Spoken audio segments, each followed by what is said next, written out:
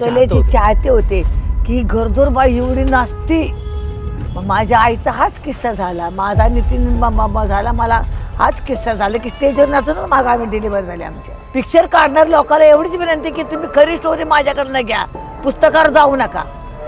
खरी स्टोरी मी जाते जिवंत, मी जिवंत आहे. विठाबाईची मुलगी थोरली तमाशातल्या लेडीजला नाचणारी म्हणतात, ती नाचणारी चालली आणि चित्रपटात याला अभिनेत्री म्हणतात. अभिनेत्री ती म्हणतात काय ना. करते तीच करते. नर्तकी म्हणतात का आम्ही नाचणार नाही. आणि त्या नर्तकी कशा करतात, आमच्या बरोबर नाचून दाखवा स्टेजवर. आम्ही शॉटवर एक शॉट शॉटवर आम्ही अख्खं गाणं आहे असं नसतं. आम्ही 3-3 तास स्टेजवर नाचतो. मी तर 10-10 किलो चाळ बांधून मी 2-2 तास चक्कर घेत होते. होट प्याशी बात म्हणून गाणं होतं ज्वलथिपचं. तेव्हा टाळ्या पडतील तेव्हा ती चक्कर थांबवायचो आम्ही. असे उरफाडे कमानी घेऊन डोक्यावर नाचायचो. करतील का आता, जरी केलं ना करून दाखवा मी तर म्हणते. पहिले होते तमाशामध्ये लेडीज होत्या, भारदार लेडीज होत्या. आमची आई रघुवीर खेडकरमध्ये, रघुवीर खेडकर तमाशा एक आहे, त्यांच्या बहिणी होत्या. मंदा खेडकर होत्या, अलका खेडकर.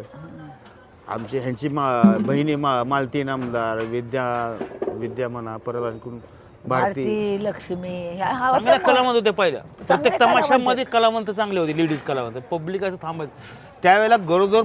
गरोदरपणा नसलं तरी पब्लिकला घरदोर बाई नाचती. आणि आता बाय पुढं पोट वाढलं हे वाढलं असं म्हणतात. आता म्हणतात खाली पडल वर पडल, ही भाषा सहन करावं लागते आम्हाला. सहन करावं लागते.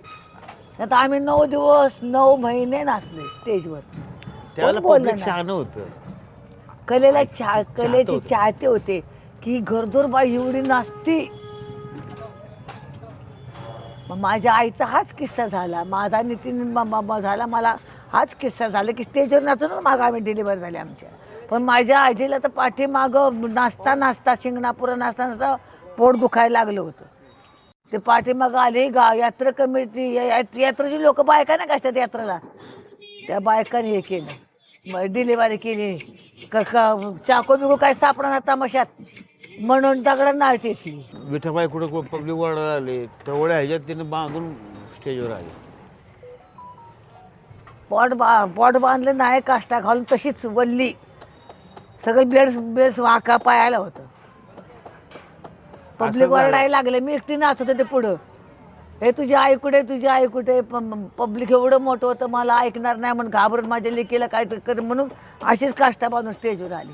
पब्लिक गेले निघून. हे माझ्या डोळ्यासमोरची गोष्ट आहे. तुम्ही त्या विठाबाईचा तमाशा पिक्चर काढणार लोकांना एवढीच विनंती की तुम्ही खरी स्टोरी माझ्याकडनं घ्या, पुस्तकावर जाऊ नका.